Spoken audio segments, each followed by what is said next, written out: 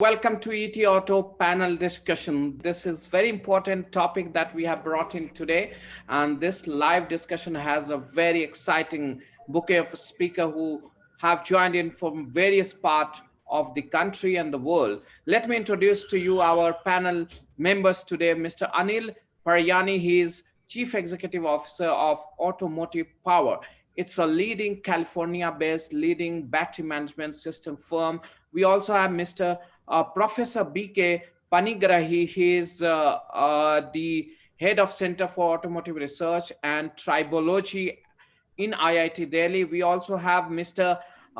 Dr. Prakash A.K., who is Vice President R&D Electrical Electronics Division at Varroc. Varroc is a leading auto component manufacturer based in Pune. We are also joined by Gaurav Gupta, Chief Operating Officer, MG Motor India. MG Motor has launched two electric vehicles in India and connected electric vehicle. That's the two product that they have brought in India. We also have Mr. Sandeep Kapoor. Sandeep is working as Director Marketing for Europe, Middle East, Africa, and India region at Keysight Technology. Thank you so much, gentlemen, for joining in ET Auto panel discussion. I just want to understand in the first go, are we satisfied with the way, first quick 30-second, talk from all of you. Are you satisfied with the way electric mobility is moving in India? Are you happy with the way it is shaping in terms of volume, in terms of technology, in terms of price, in terms of industry's readiness? I'll start with you, Mr. Gaurav, then we'll move to Prakash ji. Uh, Thank you, Nabil, and hello to all the panelists and to the audience.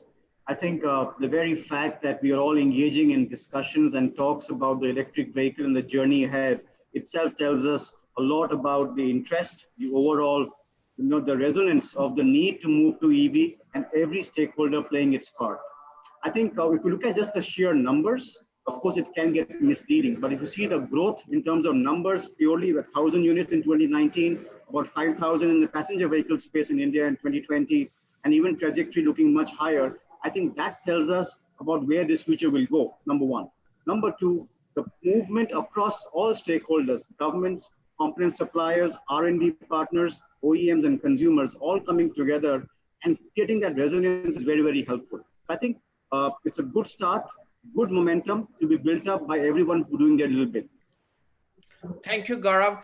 But I'm a bit skeptic. I still wonder, it's been 4 years, 5 years when our Union Minister for Road Transport gave a roaring call at an industry forum that either you move to electric vehicle or you will be bulldozed. Looking at the strong words, I still wonder why are we not even 1% of the total in terms of EV in passenger vehicle. Also similar is the case in two-wheeler.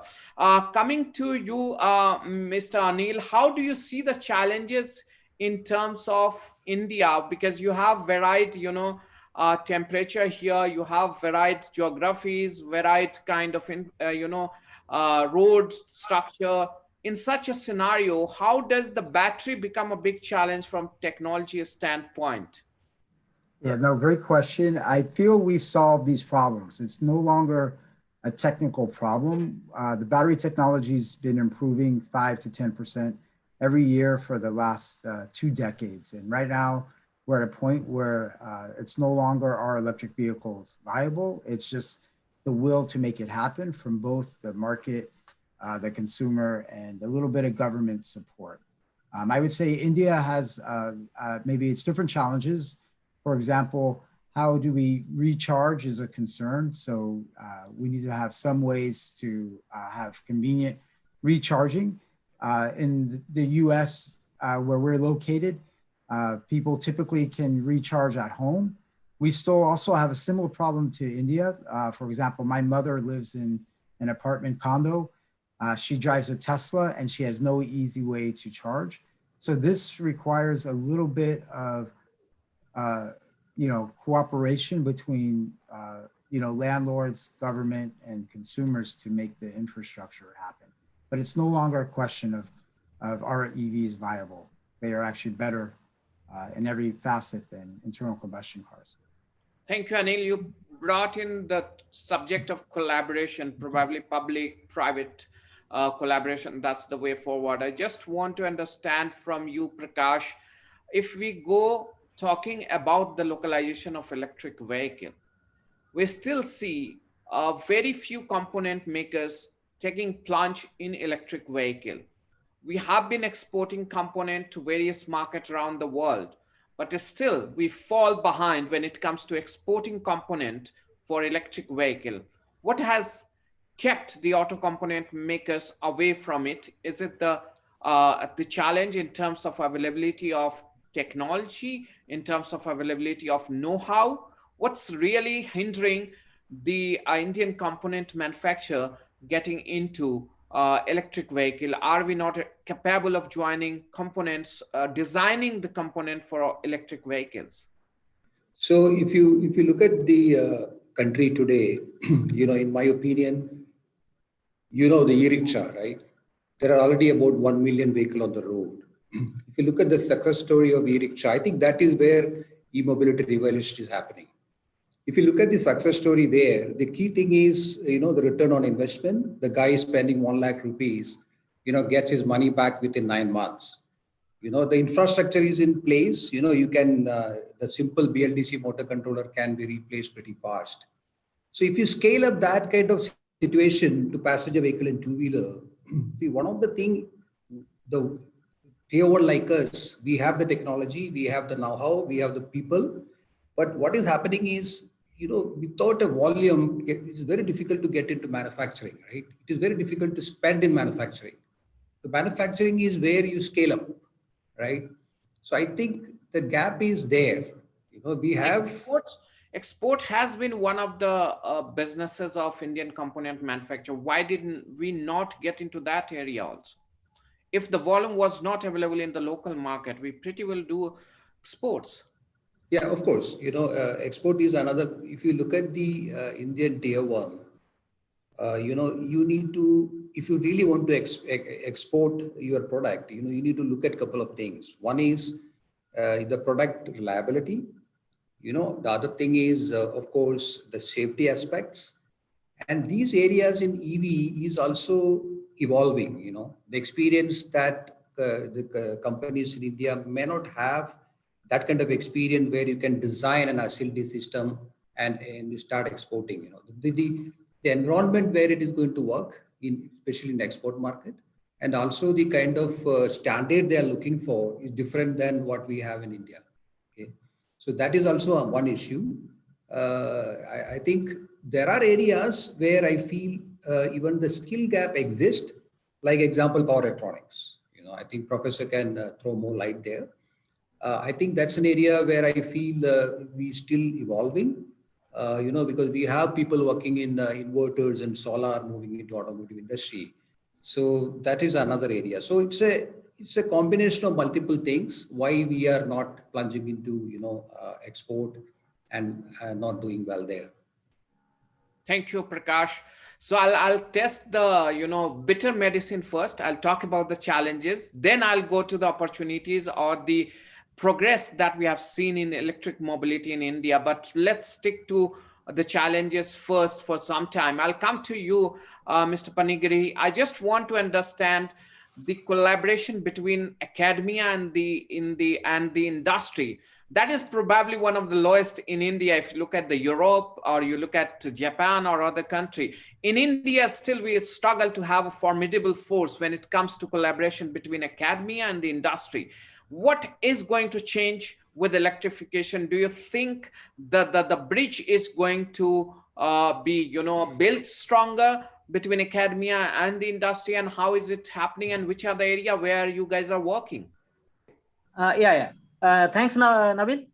This is quite pertinent question, as you have told. The academia are working, and nowadays the gap between the academia and industry are closing down. So to promote this AV, the government is taking a lot of steps. The industry is taking also a lot of steps. The problem they are facing, they are coming up with the academia. So you see, while I'm talking of the academia, it is not only the higher education like IITs or NITs, etc. We require the manpower from the very basic level, ITI, etc.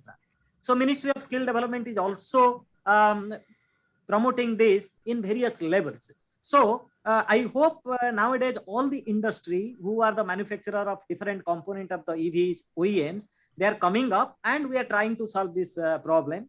But in particular, in this particular area, the gap is narrowing down. And I hope with the collaborative effort and to promote this Atmanirbhar Bharat, we should come together, we should work together to make our India self-reliant. I'll come to you, Sandeep. I just want to understand your role comes very important here, testing, especially in a country or market like India, where probably you have the lowest temperature in one region, other region is probably hottest weather condition. So in such a scenario, you know, battery efficiency testing and the overall efficiency of the vehicle become very pertinent. How much the testing industry or validation industry is ready for the adoption of electric vehicle, especially when you look at the electric vehicle, it is largely dominated by startups. We have, if I am correct, according to the research by ET Auto, we have about 300 startups that has come up in the last few years in EV and EV ecosystem. So I see a lot of, excitement around these entrepreneurs, startups. But if you look at their pocket, they are not deep pockets. In such a scenario, how can they take help of the testing or the tools that you can provide that can probably increase the efficiency in terms of bringing out the product to the market in shortest span of time at a more cost-effective manner? You know, hybrid electric vehicles or electric vehicles, so they have multiple architectural configuration. The power levels of the inverter, motor, and generator, they range from 50 kilowatt up to over 180 kilowatts. And significant investment is required to develop these architectures. And there are high-level initiatives are being rolled out globally as well as in India in favor of cleaner vehicles. And all this is going to happen within next 2 decades. Now, this is a formidable task, as this involves paradigm shift for the entire engineering towards supporting the e-mobility platform. So this needs to be addressed. Secondly, energy efficiency is a key integral factor across this ecosystem. As new criteria emerge to regulate the entire industry for safety, performance, as well as business viability, the challenge for the engineers is how to verify and test each design from the development stage to the high volume production stage. So this is required in order to ensure a smooth and safe transition. Now, with shortening of product development cycle times and a myriad of power configuration, deep diving into testing the viability of each design and verifying its ultimate performance is as crucial as keeping an eye on big picture of fast evolving ecosystem. So testing is going to play a major role here. Thank you, Sandeep. I'll come to you, Gaurav, and understand from you. We have been talking about FAME 2. We saw that there has not been much of, positive progress from FAME 2 as well. Mr. Prakash was mentioning about the three-wheeler, electric three-wheeler that has got a bit of electric e-rickshaw, you can say, got a good success in terms of volume. But I have several doubts around that because that's not an organized area. There are a lot of challenges there. You see the way it is constructed or built, a lot of safety concern and all that comes there. So I will try to keep that aside for some time. There are certainly some positive that we can take while we talk about electric adoption in the mainstream vehicles. I just want to understand, Gaurav, you have an electric product for some time here in India. Today you launched another product for the Indian market. And your origin from China gives you certainly a lot of learning in terms of electric vehicle, because that's your company is leading there, and probably that's the world's largest market when it comes to electric vehicles in terms of volume. So far, how has your experience been in India? What could have helped in terms of faster adoption of electric vehicle in the country? Thanks, Nabil. I think a very important question what you asked. You see, when you're looking at a market like India, which has, it's more a catch-up situation for us right now in the country in terms of technology, in this new evolving technology. I'm not looking at the IC engine era. Over here, I think the fundamental question from the front end consumer is, what is the range? That is to begin with. And I'll go up two or three dots and then we connect them towards the end. One is what is the range I can drive my car to? Second, God forbid I have a situation, what is going to be the top up situation that I need to go the way I've been used to in an IC engine? That is number one. And that is where, the new technology that, let's say, for example, what MG has brought in as well, the more range we bring in to begin with, batteries with, like ours is 44.5 kilowatt. At the same time, we know that, we've improved it from, middle of 300 to 419 now. We're challenging ourselves through our parent company's joint venture with CATL, which is the world's largest electric vehicle lithium-ion battery manufacturer as well. How can we juice out more range from these batteries? So the moment you get good range, that itself is a first confidence builder for the customer. Second is the infrastructure around charging network.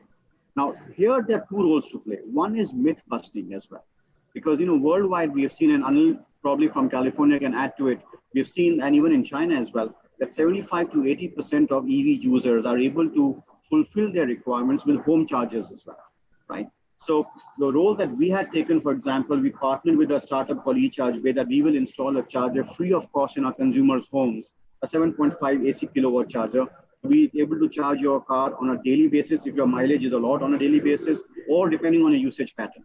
But that should take care of a large part of your requirement of mobility, right? Then comes the third part of assurance of on the go, which is where the public charging infrastructure comes in very handy. And I think there, yes, we could have definitely as a country worked much more faster in getting the AC, DC fast chargers, the superchargers in place. We have taken an initiative. We have worked with companies like Fortum from Finland, and now with Tata Power as well, to put up an entire network at our dealerships 24/7, other places. It's going to take some time. And I think as and when more players are adding on to build the ecosystem, it will really gather the momentum and give people confidence. So one is the range, second is infrastructure. Now coming to the fact that the buyer of the EV today, he is also, a small percentage is looking inward to say, hey, I'm making a change for environment and I stand for that green footprint. But the others are actually looking at also the economic advantage of this, right? And that becomes critical for mass adoption. So what we heard, we talk about the e-rickshaws, for example. I personally believe that this movement of e-rickshaws, the movement of two-wheelers will be much faster in adoption because their range of movement is less. 100 kilometers, for example, on a requirement of daily basis, support of battery swapping, etc., will be there. So that will drive that large platform of EV consumption or electric vehicles. So let's not just focus on passenger cars, but as a platform. Then you move to the vertical of passenger vehicles and commercial vehicles. And I think this is where you will get adoption as you're looking at new technology coming in. So that is where, when you talk of our parent company, SAIC, and the work done in China, I think there the technology is very leaping and bound, and that's what we're bringing to the country, number one. Number two, in terms of whatever we can do to bring the acquisition cost lower for consumers, that is important right now. See, over a period of 5 to 6 years, cost of ownership is actually better for EV, but the initial acquisition being a bit higher does have a bit of a dampening effect. So I think work has to happen in getting vehicles with good range, work on the infrastructure, and work on how to bring the acquisition cost lower in the country. Thank you, Gaurav, for putting the pertinent point of acquisition cost, infrastructure, or you are hinting that a segment where infrastructure hindrance is least will be the fastest to adopt to electric vehicle like two-wheeler, three-wheeler, because Yes. you are operating in a closed environment or a limited environment, limited geography. Of course, that can easily be, provided with right kind of infrastructure that will propel the growth.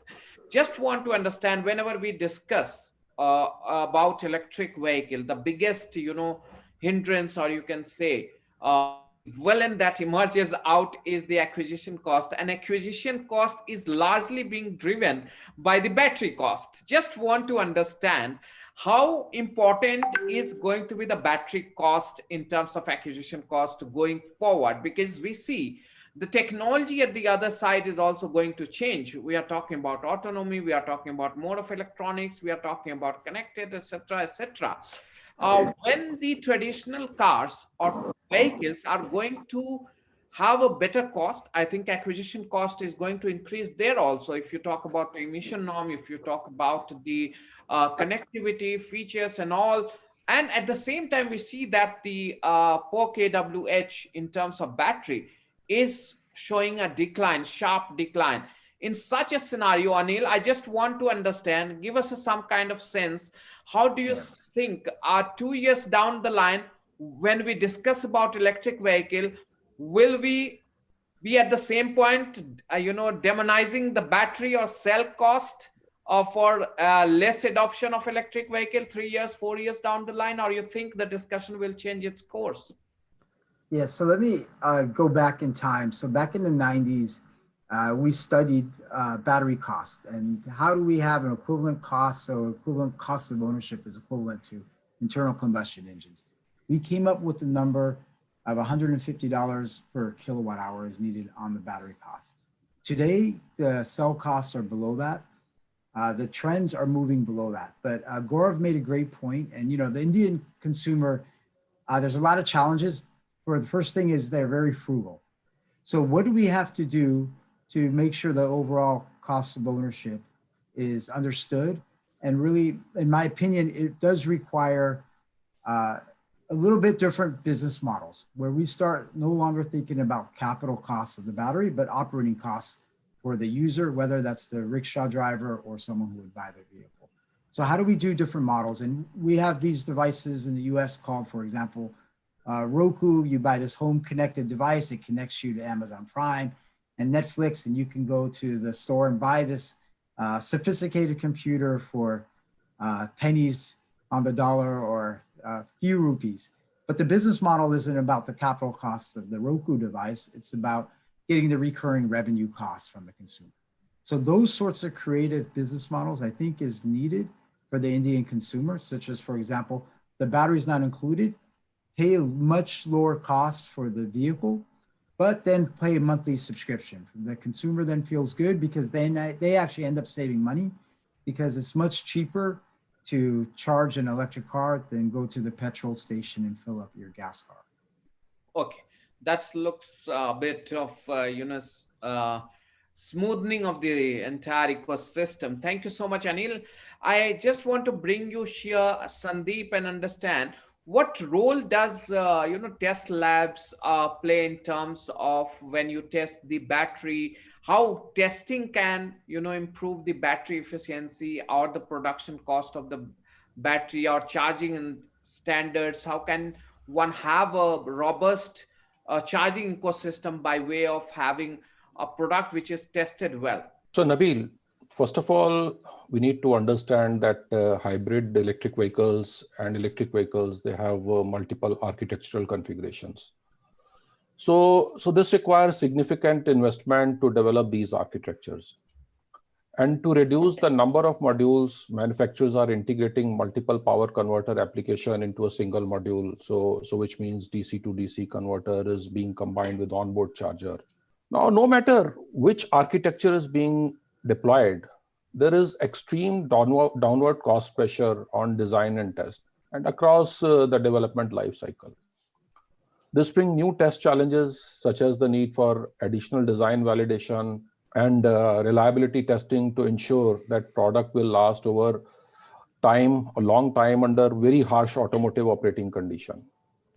So a proper design and test platform can increase the efficiency, it can reduce technology development time, and this will help in lowering the overall cost and time to introduce the product on time in market with a very high degree of confidence. Thank you, Sandeep. I'll just come back to you, Prakash, and understand from you. We have seen few products already. We have talked about the chip being in scarce. A lot of production is stuck because of that. Similar way, in terms of electric vehicle, we have components which needs to be localized immediately. We see some of the manufacturers are taking a leap in that direction, but still it's a long walk before we achieve our target. just want to understand the preparedness of the component manufacturer in terms of availability of design skills and development skills for those components.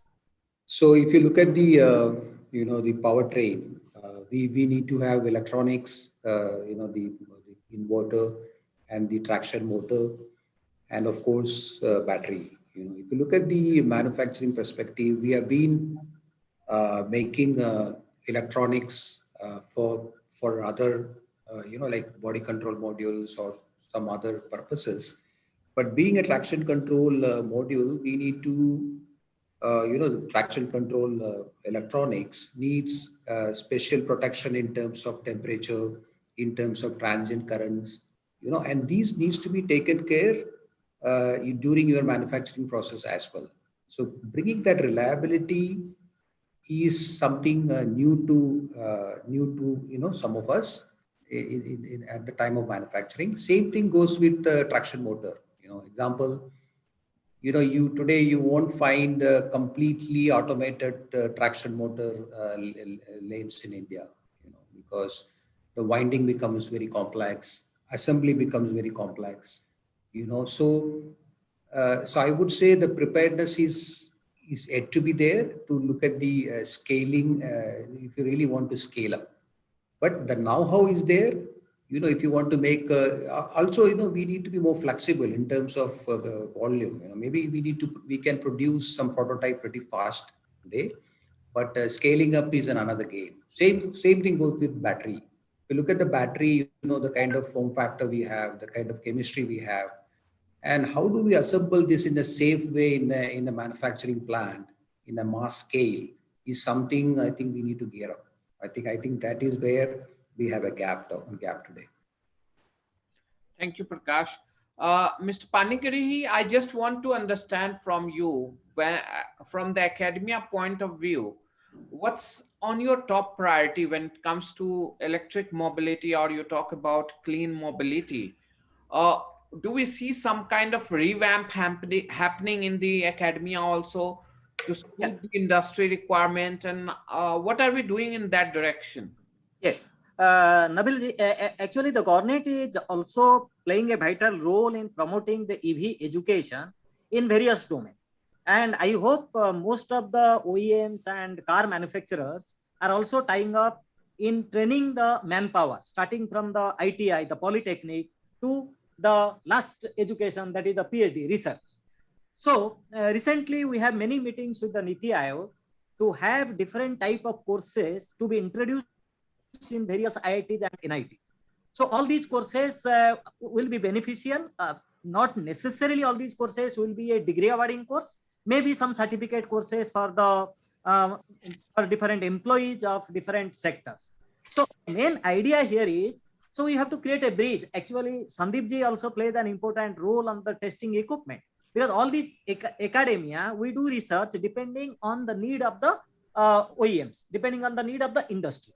So industry, academia, and there comes the role of this Sandeep ji, who provide different testing equipments. For example, we develop a new battery technology, we develop a new inverter technology, a new converter technology. So all this is a collaborative research, or collaboratively we have to work. A lot of recently IIT Delhi, actually we have opened a center for automotive research and tribology, and we are partnering with the small startups, the OEMs, and we want to promote this electric vehicle education. And the second, just before concluding, like Gaurav ji has told, one is the range anxiety, one is the infrastructure. So for this infrastructure, we are talking with all these electric utilities like Tata Power, BSES. So the PSA office has come up with a Delhi cluster.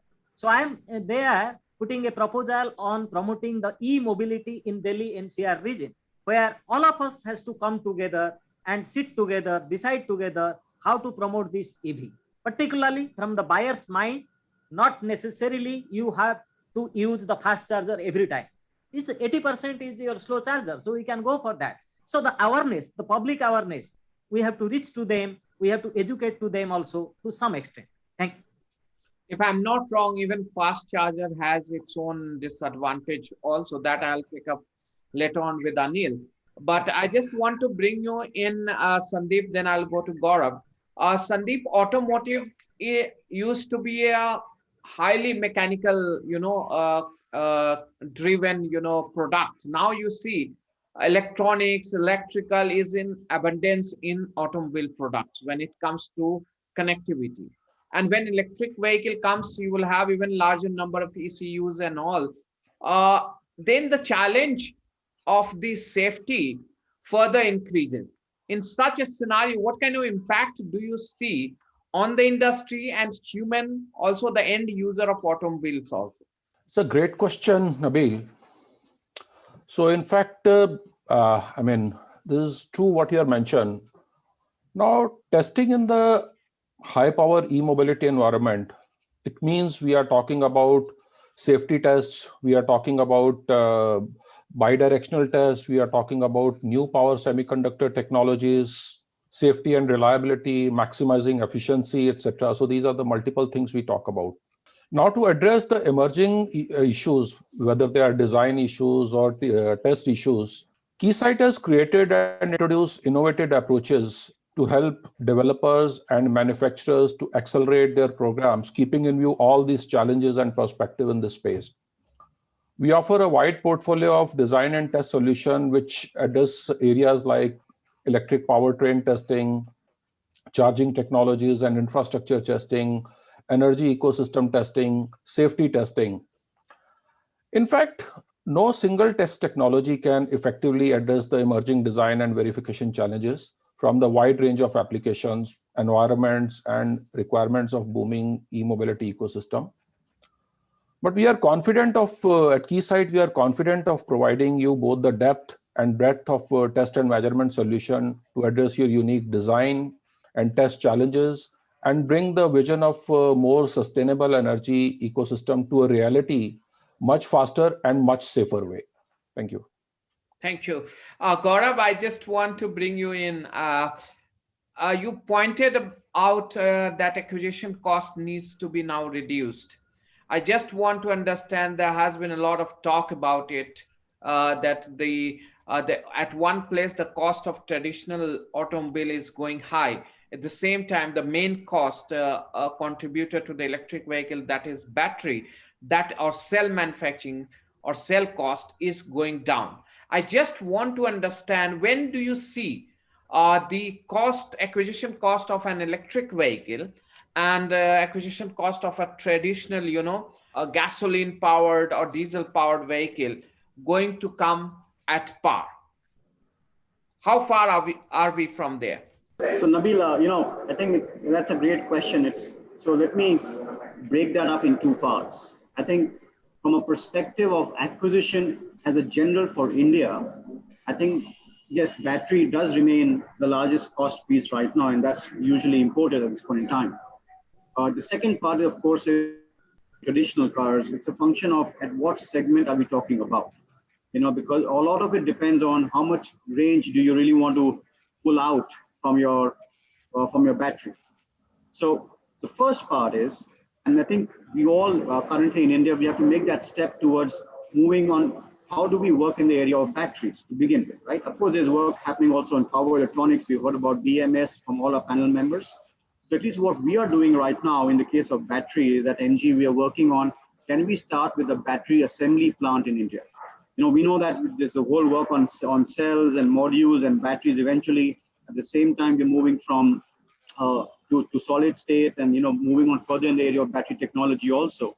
But can I, as a company, can I work and say, well, if we get to the first step of battery assembly, that's the first part of trying to bring the cost down. That is one. Second is the point about at what point do the operations become comparable. So to be very frank, if you're looking at the lower range and you have a daily requirement of, let's say, 100 to 150 kilometers, at that point in time, if you're bringing a vehicle less than 10 lakh rupees, for example, in India, it will be very, very comparable. So at that point in time, definitely for that usage, for that target set of customers, this will already be at a very, very attractive point in terms of better actually than some of our existing technology. But as you go higher, and when you want to look at 500 plus kind of range, obviously with the evolving space and technology, And given that, only a few big players in the world, in fact, there are only 5 or 6 players in the world out of Japan, Korea, China, who are actually making the cells for large electric vehicle batteries. That obviously will be a bit of a cost prohibitiveness will be there. So higher end, more range vehicles will obviously, I think, tend to have a high acquisition cost.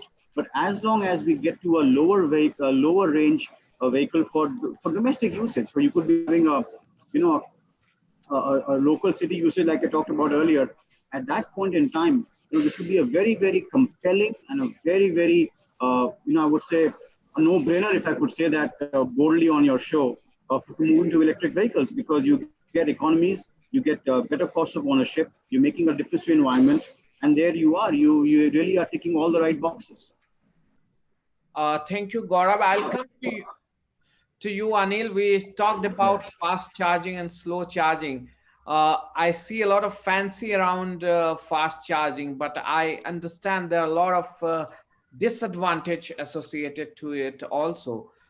Can you put a light on this? How slow charging and fast charging work, and what is the advantage and disadvantage? Can you spell this out for the audience? Absolutely. And this is something that there's a perception that's being changed. And as I mentioned earlier, battery technology is improving, not just in energy, but in fast charge capability. So recently, there's been a lot of work in commercializing what we call silicon doped anodes, which have been predominantly thought of improving the energy density, but the other side effect of adding silicon to the anode is improving fast chargeability. So what we're seeing is charging at a rate of 1C or even higher has much less degradation on the latest cell technology compared to cells that were introduced just even 3-4 years ago. So I think right now fast charging was an issue, but today it's not an issue as far as degradation of cycle life on the battery. And I think, Gaurav, I'm agreeing with everything he says. Your question about cost of entry. So the solution is I was at Tesla for 6 years. The car went 250 miles an hour. It went 0-60 in 4 seconds. Nobody ever used it that way. Well, less than 1% of the people used the car that way, but they felt comfortable, right? And it's the initial entry, make that car with that long range so the initial buyer feels comfortable. India needs to invent in the fast charge infrastructure so people, not that they're going to necessarily use it every day, but that they feel comfortable that it's there when they need it. And if that's the case, in reality, people do not need 40 kilowatt hours, 60 kilowatt hours, 100 kilowatt hours. They actually need, especially in India, even 15 to 25 kilowatt hours. And in that case, the entry price point will be competitive. For the occasional time they need to fast charge, it's there, and the impact to cycle life is very minimal. So thank you, Anil. I'll just, before I start taking questions from the audience, one last and final question from all of you, and just want to understand, how do you see, what are the key 2-3 points you want to make when it comes to electric adoption in India in terms of segment? Of course, it comes out strongly that 2-wheeler, 3-wheeler, or the last mile connectivity where you see the electric vehicle to be adopted fastest. But is there any aberration, any change, any disruption that you see going forward? If you could quickly, 30 seconds for all of you to explain how EV adoption looks like in India, starting with you, Gaurav. Hey, thanks. I was smiling because I do have a lot of points on that, from a front end perspective. I think fundamentally, most important point is to have a consistent interstate policies. We've got so some states have taken the lead in offering consumers, in terms of zero RTO charges, they get some benefits, but then there are other states that are not offering that. So you could be in a 100-kilometer circle and you have a different policy across the different states. So I think the key point here would be that can we try and get all the states to combine and align on what are the benefits to consumers. So green number plate is there, waiving of RTO charges. We have seen the income tax benefit also coming on the loans taken for EVs. But can there be a more synchronized work to make sure that the adoption of EVs is streamlined across different states? That's number one. Number two, can we at least start, because when you talk of big numbers like 10,000 chargers, they are good, but can we see proof of saying, hey, Professor Panigrahi said, can we say we want to put in 200 chargers in NCR in the next 1 year? Let us take as a case-by-case example, and that is going to be very, very important from a perspective of confidence to the consumers. Third, I would say is that let us all understand that there is a requirement of some directional, in terms of what the policies will be in terms of energy adoption by the government. Is it going to be electric vehicles? Is it going to be based on the entire, the overall fuel approach as well? Or is it going to be a hybrid? So the taxation structure can be better streamlined, consistent. We are seeing some good movement in the budget this time to be more consistent, but if it can be having a good 5-year, 10-year roadmap, that gives a lot of confidence to companies, to R&D partners, to manufacturers, component manufacturers to come in and bring scale in that right area. And lastly, I would say what Anil talked about, innovative solutions for adoption, separate the battery from the vehicle. Can there be, and there is work happening in that area. Europe is working on that, so is US. The government had talked about in India also recently as well. The work is on in that area. So I think combination of all these four, and lastly, more players, more product options for customers will really, really be helpful, because once a consumer gets choice, there is an entire wave of adoption of EVs. So I think two-wheelers, three-wheelers, passenger cars, more the merrier. That is what will bring the entire wave. Thanks. Thank you. Sandeep, your take on this, quick 30 seconds, sorry. See, Nabil, these are really exciting times for our automotive engineering community, as India and other countries around the world are fueling the momentum for a cleaner future with incentive for end users to adopt hybrid electric vehicles and electric vehicles. Of course, we are seeing a lot of push from government, which is good, but I think more aggressive work is required to bring it on roads. This may need a strong collaboration between all stakeholders. India has to develop a lot of technologies rather than being dependent on other nations. EV adoption is going good in India, but as I mentioned, we need more pace, we need strong collaboration. And hence, we all should work hand in hand and develop new technologies complemented by thorough test and validation techniques. Thank you. Yeah, Prakash ji, your thought. Yeah, so, as Mr. Gaurav mentioned, uniform policy will surely help, one thing. Second thing, I think, especially in the two-wheeler space, I think more OEM giving more options, different types of vehicle launches, that will help. Third thing would be, some business model wherein you will have a battery swapping or something which is very attractive to customers, would also help to pick up this momentum. Of course, infrastructure is another thing. Panigrahi ji, your thought, and then Anil. Then I'll start asking questions from the audience. I have only one sentence to tell. Actually, we have to remove the anxiety from the mind of the customer, because there are range anxiety, there are anxiety where I will charge. So we have to educate those people. And maybe the third anxiety which will come, if my vehicle will break down, who will repair it?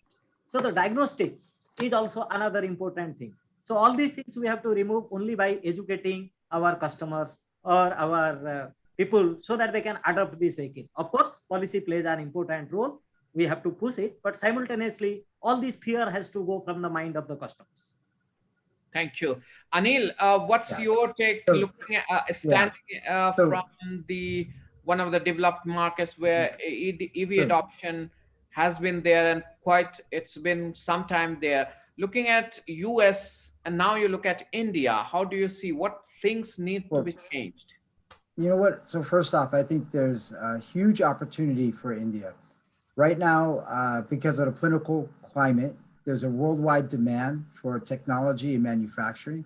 That's not China right now. And so India needs to invest in manufacturing. And obviously from software, the capability is there in India, no question about it. But from hardware manufacturing, the capability is lacking.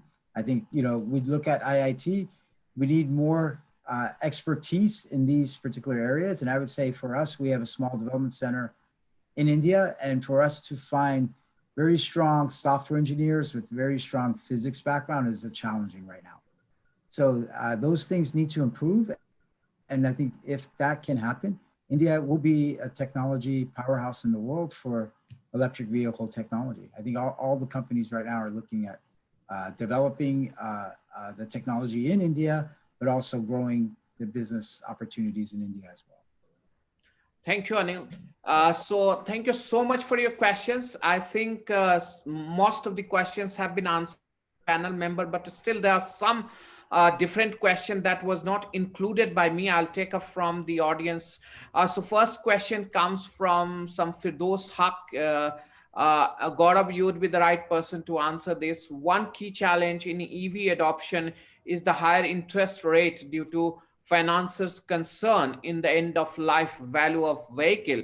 Can OEMs pitch in with some sort of assured buyback guarantee to increase confidence of both lenders and the buyers or the borrowers? I think it's a very good question because, with an EV, of course, the life goes on, as long as you can keep driving the EV because the battery really, has a very, very long life, not only for the usage for movement in the car, but also beyond that. So I'm happy to share that even before we brought in, and here, if you allow me to spiel about NG for about 30 seconds, is that even before we got the first ZS EV onto the roads here in our country, in India, we really worked at the second life of the battery, both in terms of what would be the usage of the battery, let's say after 8 or 10 years. So we tied up with companies, and right now, of course, with Umicore as well for recycling, because they have the largest plant in Belgium. Recently, we tied up with Tessan because they have the recycling plant out of Singapore. For second life usage for storage options with the Exicom as well as with Tata Power for mobile solutions and power storage as well.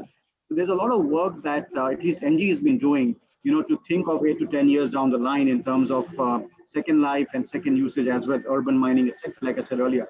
Secondly, in terms of buyback, we knew that this would be one of the thoughts as well. So at least in MG, we tied up with a partner like Ardeco, where when you buy the ZSEV, you can really get an assurance of your resale value after 3 years, and that will give you a lot of confidence as well. So 50% at the end of 3 years is basis on what you could buy as a resale value package, and that assures you of the resale value also. So I think work is on in that direction in terms of both resale value as well as second life of the batteries. But definitely it's a new space, it's evolving space, and many of the partners would think of it beyond 8 or 9 years. So the faster we can all come together in this, all the stakeholders take a role in this, because there would be a challenge, of course, more and more, electric vehicle batteries, whether it's two-wheelers, three-wheelers, rickshaws, cars, commercial vehicles. We have to really start working in that area of how to manage and be very, very careful of the entire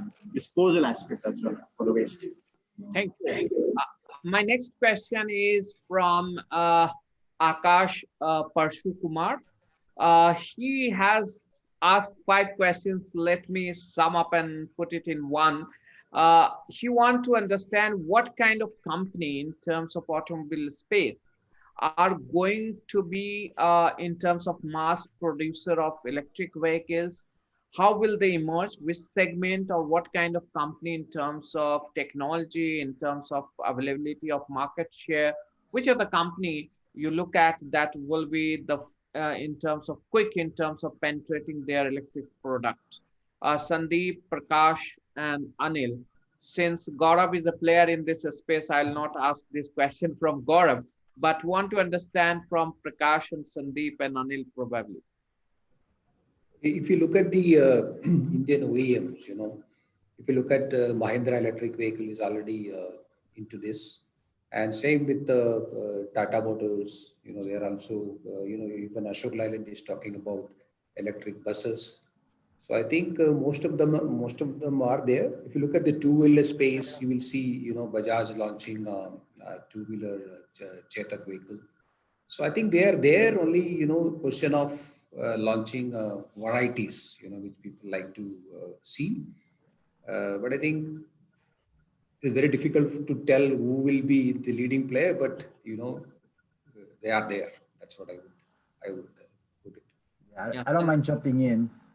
I could see all of the major OEMs in India be successful, especially if the model is for India plus exporting, right? So let's help India develop the best technology And all the adjacent countries in Asiana are going to want to buy great Indian electric vehicles, whether it's a 4-wheel, 3-wheel, or 2-wheel. Sandeep, what's your? Yeah, yeah. So Prakash and Anil have already mentioned there are a few known names, but one of the thing we have been observing in past few years or past few months, of course, all the OEMs, all major OEMs, give any name, they are all focusing on e-mobility in a big way. But then the most interesting thing is this space is witnessing a lot of startups, a lot of small startups which are coming in two-wheelers, in three-wheelers, and also some sort of small transportation vehicle. So this is very interesting dynamic which is coming. So they are not traditional automotive players, but still they are coming up in a big way with their new and innovative products. There are a lot of names. I think those names may outnumber the top OEMs in the country. So that is a big dynamism which we are witnessing in the complete ecosystem. Yeah, thank you. Gaurav, I have a question from Govind K. Menon. Why the government is not supporting EV business? No SOPs, lots of infrastructure is needed.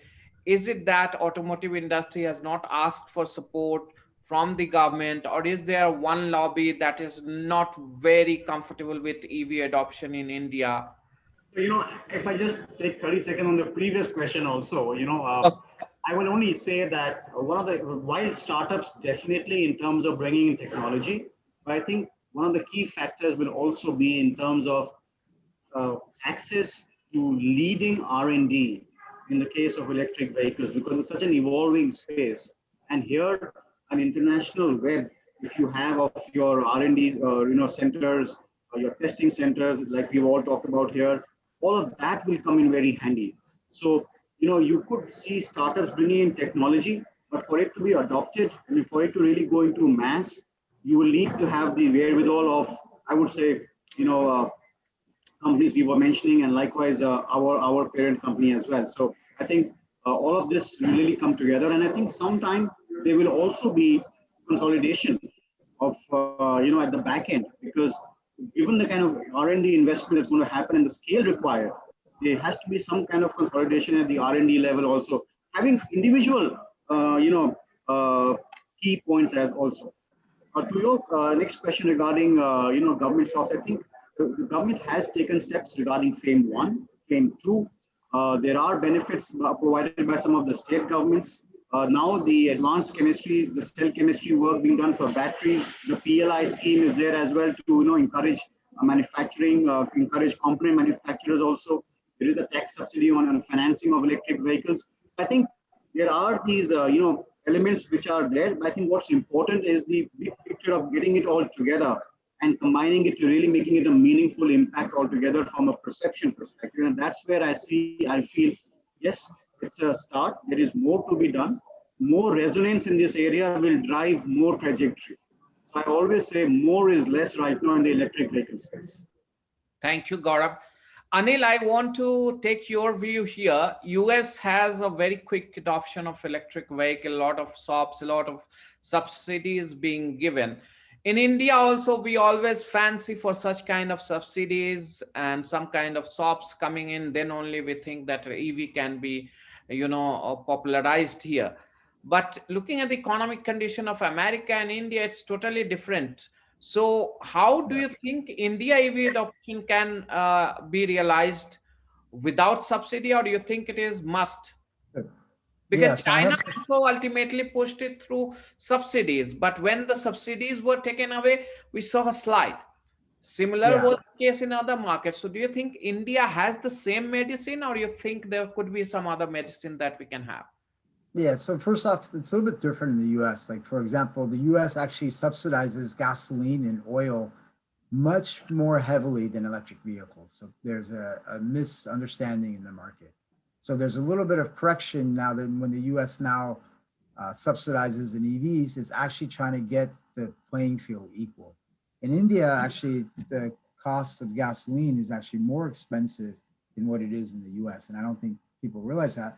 And also, electricity is on average 1/4 the cost what it is in the US. So the cost of ownership is a winner for the Indian customer, like I said earlier. Now, Having said that, and I think one of the questions emphasized this, in India, most electricity is generated on coal.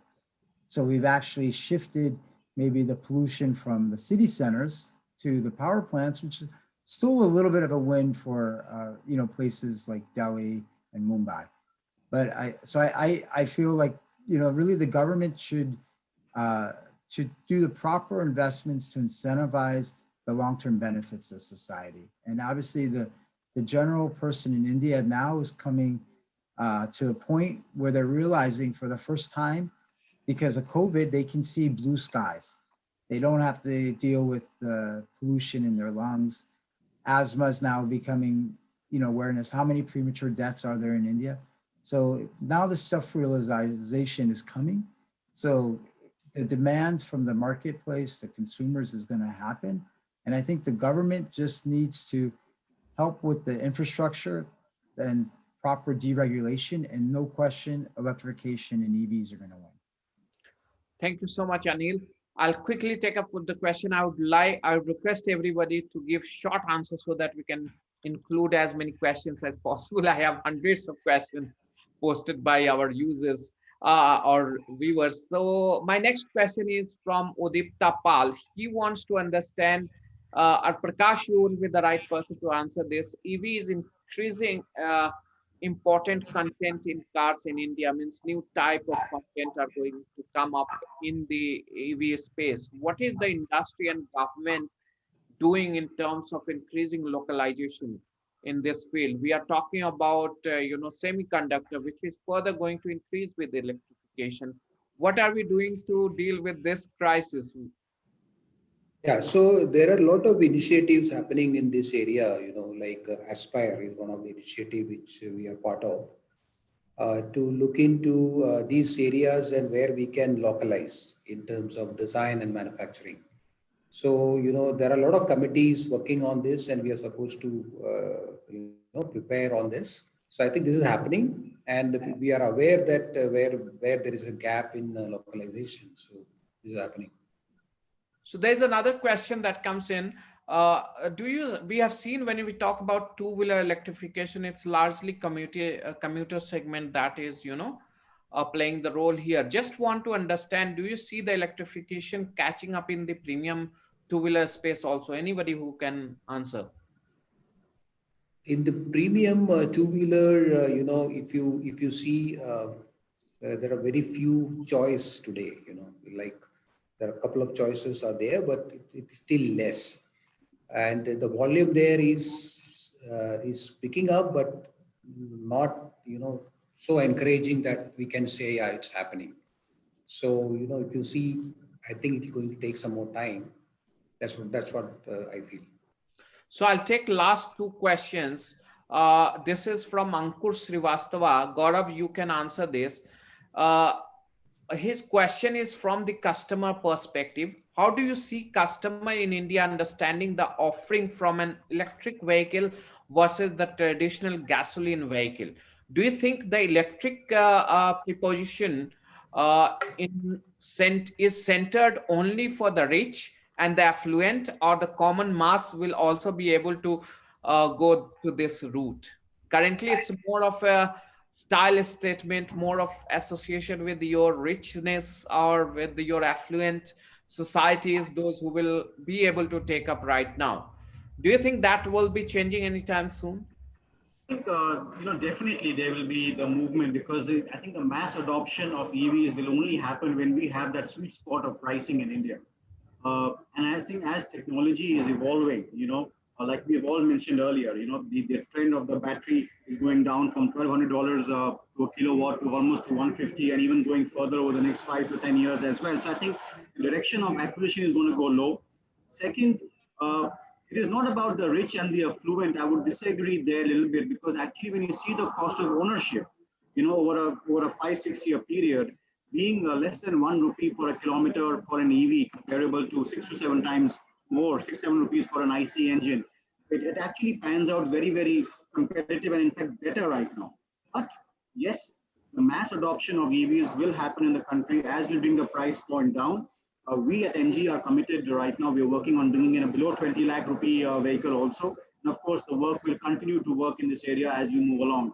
More players will bring in cars. And like we said, if we are able to get in cars at lower price points, supporting with that, a smaller range, but good quality, the car has to be good. It cannot be that you're giving a box with just a range. It has to have all the good requirements in terms of design, safety, styling, comfort of a good passenger car. With that smaller range will also do well. And that is when you really have mass adoption. Thank you. No discussion on EV can end without this particular question for India. Are we not transferring the pollution from one place to another? This is what Ayush Krishna asks, because majority of the power generation in India is still from fossil way. So yeah, Mr. Panigiri, if you could shed some light on it. Yeah, actually nowadays we are coming for the charging infrastructure and how this charging infrastructure can use the renewable sources like solar. So directly from solar, you can charge your battery because the production from solar is the DC. So that is not true in the sense, of course, as long as we are using the fossil-based power, we are utilizing the same to charging the battery, but we can use extensively the solar power for that purpose also. So people are coming up with solar power charge stations. Even if the battery swapping station, the small stations, they are charged from the solar power also. So that is the way we can move forward. Thank you so much, gentlemen, for joining in ET Auto panel discussion. It comes to end of this part of this session, but coming up next is a very exciting presentation by Sadaf Siddiqui on advancing the e-mobility ecosystem. Thank you so much, gentlemen, for joining in ET Auto panel discussion on way forward for electric mobility in India. Thank you once again. Over to you, Sadaf. Sure. Thank you so much, Nabil. Let me share my screen for the presentation part. First and foremost, really thanks to all the panelists. We heard a lot of very interesting comments on what exactly can push the e-mobility, not only in India, but I would say in almost all the regions worldwide. So this is one very hot topic which we are hearing for last, I would say, 2 or 3 years. And today's panel discussion also was very much centered around what can be the real key drivers to push or advance the e-mobility ecosystem. So we heard a lot of interesting comments, and probably in my next 8 to 10 minutes, I'll try to just revolve around some of the topics what we have discussed today. And thanks to all the attendees who have joined us. So I believe this session was really interesting, and probably the next 8 to 10 slides will give you some more perspective on how the industry is moving, and then how Keysight can help you really in this particular direction. Okay, so this is a very, I would say, consolidated slide on the overall e-mobility ecosystem and what exactly is really pushing the entire ecosystem. So as we heard from our esteemed panel also, that EV, it's not just a simple one word or maybe a one component thing, but here we are talking about the entire ecosystem. So be it starting from the energy infrastructure, wherein we are talking about the standard mechanism of generating the energy via electricity grid. But then Professor Panigrahi also mentioned a very interesting perspective on how we can really use the solar energy as an alternate energy. And here we are deploying our photovoltaic arrays and then the inverters to really extract the energy. The second part is more on the charging infrastructure side, which is really one of the key topics of discussion for all of us, that in order to make e-mobility successful in India per se, we really need a very extensive charging infrastructure setup. And that is why we are hearing a lot of push and a lot of support from the government side also on this direction. The third one, coming to the electric vehicle side, is more on the powertrain technology, wherein if we see a vehicle as our device or maybe a particular component, here again we are talking about like an entire paradigm shift, be it on the powertrain inverter side, be it on the converter side, battery pack side, or the motor side. And then the last but not the least is the work which is happening around the cells in the batteries, which is again a really crucial component in order to make this successful. Now, if we move into some of the challenges, and here again, I would just make an attempt to summarize on what all challenges we heard today. So the summary is there are 2 or 3 things. One is definitely while the OEMs, almost all the OEMs, they are very active in adopting EV and HEV strategy in place to meet the environmental goals.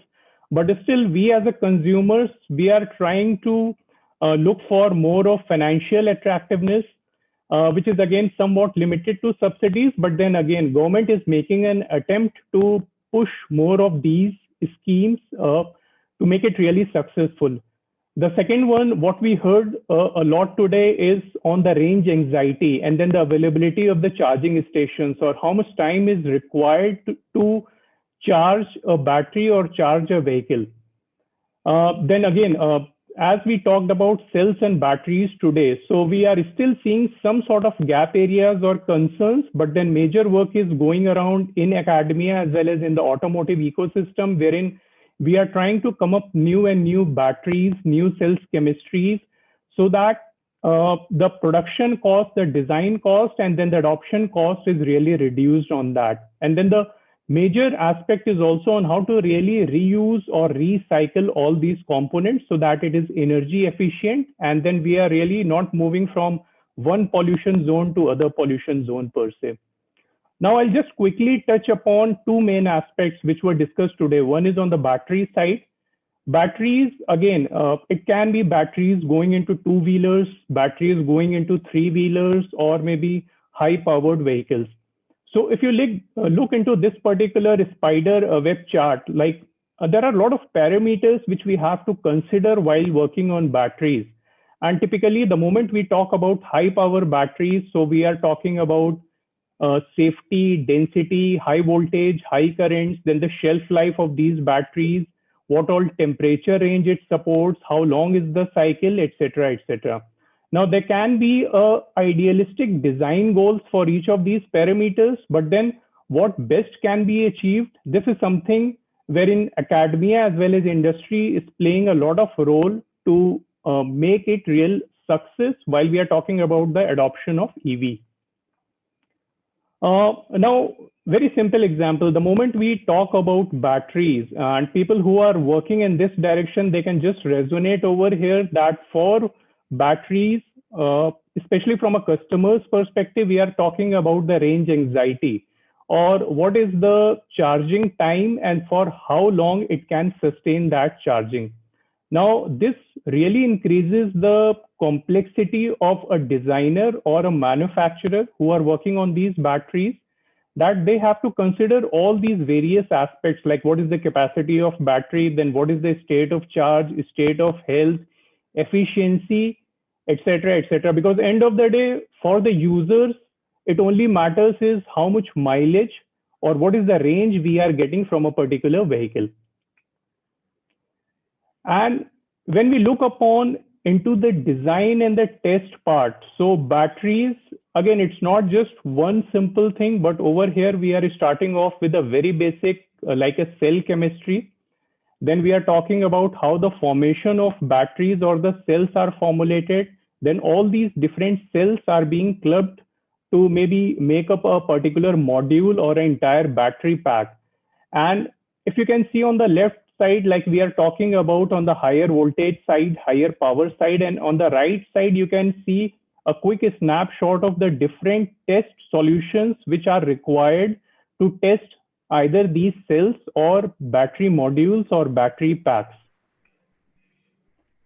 Coming to the second critical aspect, which most of you would have heard today, and in fact, in any of these e-mobility forums, we really touch upon the charging infrastructure, because that is a key, again, to make this e-mobility successful. Now, when we talk about charging, so this is not just one standard or one mechanism. we are talking about a heterogeneous standards or a multiple charging standards which are really coexisting in the world. And these can be like maybe CCS type 1, type 2, CHAdeMO, GBT, etc. Even for India, while we are talking about a mix of these charging standards, we are also trying to come up with our own standard called as Bharat Charging Standard. And apart from that standard, it will be a mix of other standards also. So the whole idea is this really makes the task again complicated, that we are talking about interoperability for all these standards. Now, few of the trends, what is happening on the charging front is, as we are talking about range anxiety per se, or how we can really increase the mileage or the range. So we are talking about bigger EV batteries, and hence we are talking about higher DC charging power, which can really custom to long distance travel per se. And here, if you are seeing, like just as an example, like maybe we are moving from 20, 30 kilowatts to 60, 100, 150 kilowatts hours per se. The second one can be the plug and charge facility, which is really making it more convenient than taking your vehicles to gasoline stations, because here we are not just talking about dedicated charging stations, but we are also talking about the charging facilities which can be made available at homes, at your offices, so that you can charge your vehicle as per your convenience.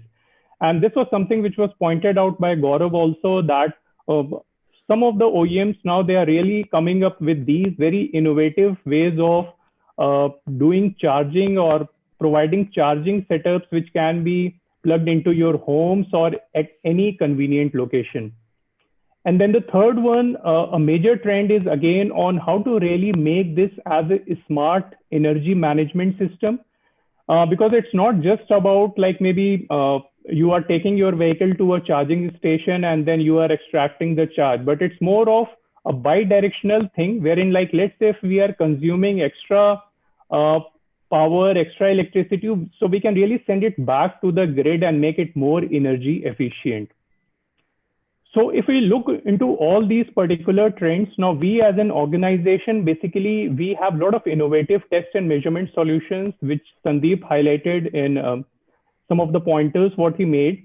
So considering all these challenges, the solutions what we are trying to promote and which are being adopted by different ecosystem players, not only by EMs, OEMs, but also by manufacturers, by different researchers also, that while they are developing these new things, so they can really emulate those systems very much in their labs, and then they can come up with very innovative designs, with very innovative solutions, which can be adopted either by, let's say, energy management side, maybe on the charging side, or maybe on the vehicle side. Now, this is one particular slide which shows a component or a solution called as charging discovery system on the center. If you see that, let's say if you are doing a EV testing, or maybe you are doing a EV SE testing, or maybe a sort of communication testing between EV and EV SE.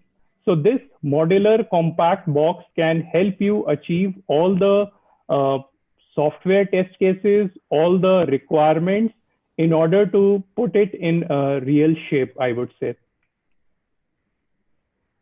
Okay, now my very first slide, like I talked about this particular ecosystem wherein we were touching upon the energy side, we touched upon the charging station side, we touched upon the electric vehicle side and the battery side. Now what we are trying to do is we are making an attempt to come up with these solutions, and most of these solutions are already available. As you can see, these can be in different shapes, different form factors. Some are really compact, some are heavy duty, because again, here we have to really take care of all the safety mechanisms, the high power consumption, etc. But these are different pieces, different emulators, which can help you in your design work, in your test work associated with any of these things. And the way we work is we are anyways offering all these off-the-shelf products which can help you to perform all these testing.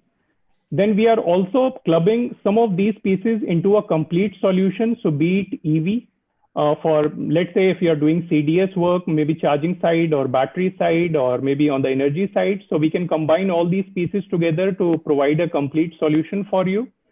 We can also do a custom-made solution for you, which can combine all the accessories, fixtures, software, etc. And then the whole idea is we really want to contribute as a partner, be it a single product or be it a complete solution for you, which can be made customized as per your requirements. One last thing from my side is now we as an organization, so we are not just focused around e-mobility, but then we are also focusing a lot of work around the autonomous side. So in one of the discussions, like this pointer came up about the connectivity on the safety side. So as you can see, we are having a lot of solutions in that domain also. So let's say if you are working on connectivity on the safety, be it automotive radar, be it automotive Ethernet, be it emergency calling or the e-call thing, or be it on the CV2X infotainment, etc. So you can see we have around 90 plus solutions which are already available. And again, these can be off-the-shelf solutions. These can be custom-made solutions for all your test needs. So with this, I'll just quickly wrap up my presentation with a short video, which will give you a quick glimpse of the overall solutions, what we offer, and how we are really progressing in this particular direction. Within a generation, traditional automobiles will be overtaken by electric and autonomous vehicles that connect wirelessly to an advanced external infrastructure. The benefits will be numerous, making travel safer, more productive, and more enjoyable. This new era is built on far-reaching innovation from companies like yours. You're pushing sensor technologies farther using radar, LiDAR, and high-resolution cameras. Advances in battery technologies are reducing costs and enabling greater driving range. Faster charging times are bringing reality closer to customer expectations. The roadway itself may one day be part of the charging process. With the deployment of 5G, new capabilities are linking vehicles to an advanced communication and mobility infrastructure.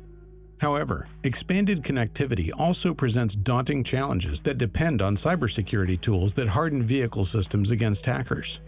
Your key technologies overlap with Keysight test capabilities: 5G, millimeter wave, electric powertrain, and high-speed networking. Confidence in these technologies comes from new and better approaches to testing in 4 areas: connectivity, intelligence, power, and security. Connectivity includes vehicle-to-everything, or CV2X. Keysight was the first to introduce an integrated solution that supports the 5G automotive roadmap, leveraging our leadership in 5G test and measurement. This solution can also emulate traffic scenarios with multiple vehicles and congestion. To accelerate the validation of advanced driver assistance systems, Keysight's autonomous drive emulator brings the road to the lab. Its highly realistic scenarios exercise sensors, electronic control units, and AI algorithms as an integrated whole. This enables developers to confidently test their designs and then focus on the debugging and fine-tuning of system behavior. Keysight's acquisition of SignLab provided deep expertise in the testing of batteries, inverters, charging systems, and charging infrastructure. SignLab's software-intensive solutions enable power engineers to more easily verify interoperability between numerous vehicle implementations and region-specific charging infrastructure standards. The number of combinations can be in the hundreds, and the requirements are constantly changing. A software subscription keeps the SignLab test suite current with the latest standards. The integration of SignLab software with the Pathwave Lab Operations platform makes us uniquely capable of designing labs equipped with complete solutions for the testing of battery cells, modules, and packs. Pathwave also enables effective management of the overall workflow. Ixia, another Keysight acquisition, brings technologies to enable new cybersecurity solutions for connected vehicles.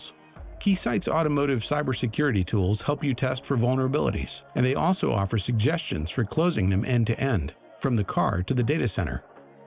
As you create what comes next, Keysight is ready with test solutions that will accompany you from concept to reality.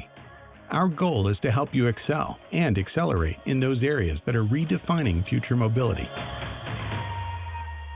It's all about getting there first and realizing your vision of mobility. Okay, so that's it from my side. So in case if there are any queries or any follow-ups required, so my email ID is mentioned over here, which is sadaf_siddiqui@keysight.com. So please feel free to reach out to me for further details on any of these applications. As I mentioned, please do talk to us for any of the e-mobility or autonomous vehicle test requirements, and we will be more than happy to help you with any demonstrations or any follow-ups on the technical side as required. So thank you once again for joining us today. And I hope the overall session was useful. In case if there are any queries, please feel free to contact us. Thank you so much for joining.